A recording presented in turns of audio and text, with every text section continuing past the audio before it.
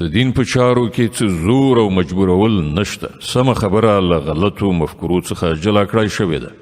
اوس چې څوک له کوم طاغوت نه منکر شي او په الله ایمان راوړي، هغه یوه داسې کلکه آسره ونیوله چې هیڅکله ماتېدونکې نه ده، او الله د هر څه اورېدونکی او په هر څه پوهېدونکی دی. کوم خلک چې ایمان راوړي، د هغو ملاتړ او مرستندوی الله دی او هغوی له ترږمیو نه رڼا ته راباسي.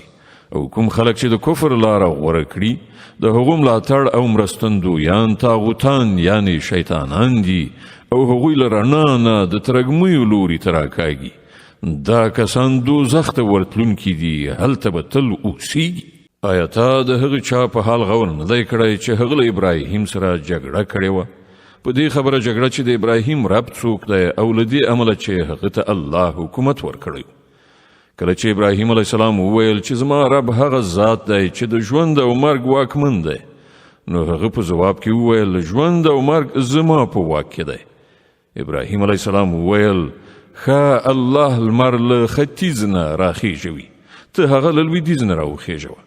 د دې په اورېدلو د حق هغه منکر حق پک حیران پاتې شو، خو الله ظالمانو ته سمه لاره نه ښیي.